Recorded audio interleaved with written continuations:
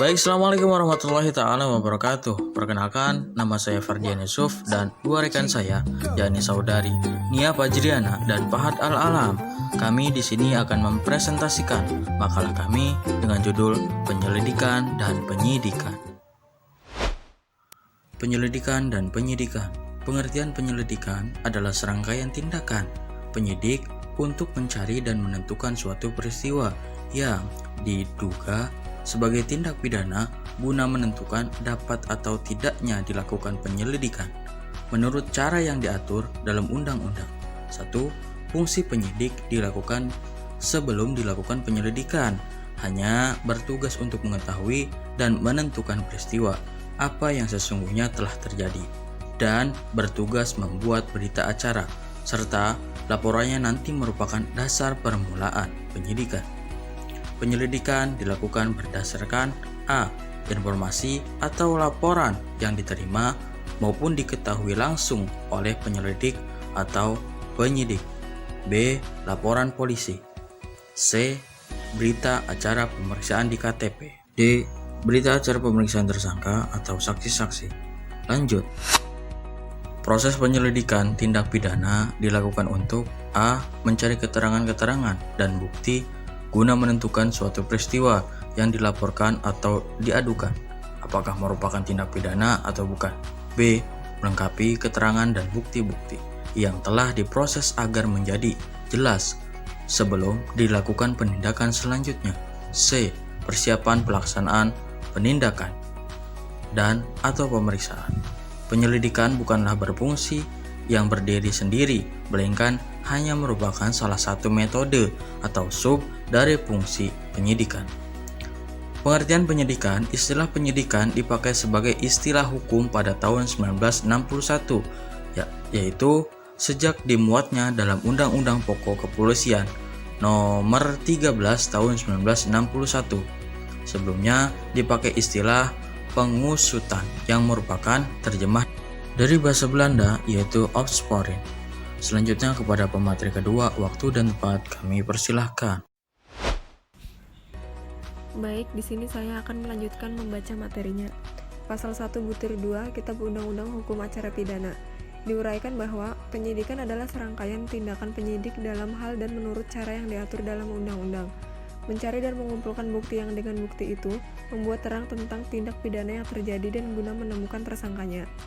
Tujuan penyidikan adalah untuk menunjuk siapa yang telah melakukan kejahatan dan memberikan pembuktian-pembuktian mengenai masalah yang telah dilakukannya.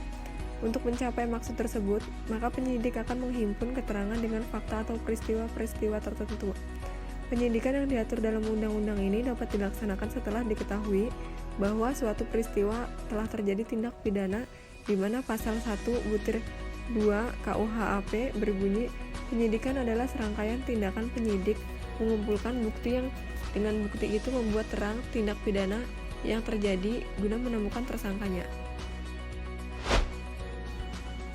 Penyidik sebagaimana dimaksud dalam pasal 6 ayat 1 huruf B Kitab Undang-Undang Hukum Acara Pidana diangkat oleh Menteri atas usul dari Departemen yang membawahi pegawai negeri sipil tersebut. Menteri sebelum melakukan pengangkatan terlebih dahulu mendengarkan pertimbangan jaksa dan Kepala Kepolisian Republik Indonesia.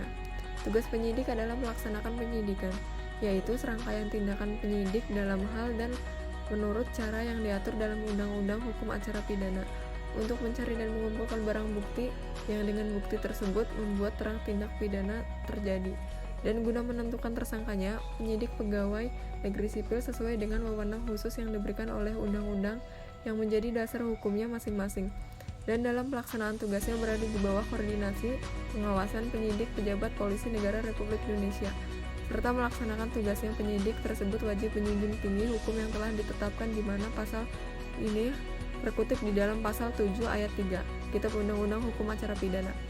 Terima kasih. Sistem pembuktian menurut undang-undang secara positif.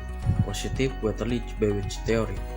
Berdasarkan teori ini, sistem pembuktian menurut undang-undang secara positif tergantung pada alat-alat bukti sebagaimana disebut limitatif dalam undang-undang. Konkretnya, undang-undang telah menentukan tentang adanya alat-alat bukti mana yang dapat dipakai oleh hakim. 2. Sistem pembuktian menurut keyakinan hakim. Pada sistem pembuktian berdasarkan keyakinan hakim, maka hakim dapat menjatuhkan putusan berdasarkan keyakinan belaka dengan tidak terikat oleh suatu peraturan. Confusion in time. Dalam perkembangannya lebih lanjut, sistem pembuktian berdasarkan keyakinan hakim mempunyai dua bentuk, yaitu confusion in time dan confusion raisons. Sistem pembuktian menurut undang-undang secara negatif Petalich-Bewich Theory. Pada prinsipnya, sistem pembuktian menurut undang-undang secara negatif menentukan bahwa hakim hanya boleh menjatuhkan pidana terhadap terdakwa apabila alat bukti tersebut secara limitatif ditentukan oleh undang-undang dan didukung oleh adanya keyakinan terhadap eksistensi alat-alat bukti tersebut. Dari aspek historis, ternyata sistem peramuan antara sistem pembuktian menurut undang-undang secara positif.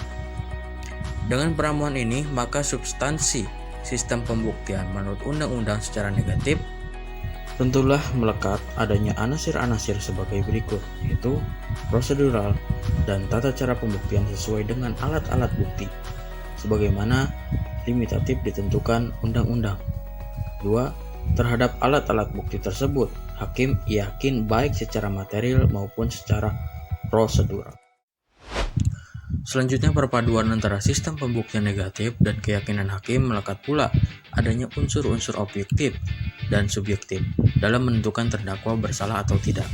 Setelah mendapat gambaran tentang bagaimana sistem pembuktian pada umumnya, maka kita dapat menarik kesimpulan bahwa sistem pembuktian dalam hukum acara pidana Indonesia adalah sistem pembuktian menurut undang-undang secara negatif, sebagaimana yang diatur dalam pasal 183 Undang-Undang Nomor 8 Tahun 1981 tentang hukum acara pidana yang berbunyi sebagai berikut. Hakim tidak boleh menjatuhkan pidana kepada seseorang kecuali apabila dengan sekurang-kurangnya dua alat bukti yang sah, ia memperoleh keyakinan bahwa suatu tindakan pidana benar-benar terjadi dan bahwa terdakwa yang bersalah melakukannya. Nah, itulah pemaparan materi dari kelompok kami mengenai penyelidikan dan penyidikan. Kurang lebihnya mohon maaf. Wabillahi taufiq wal hidayah. Wassalamualaikum warahmatullahi taala wabarakatuh.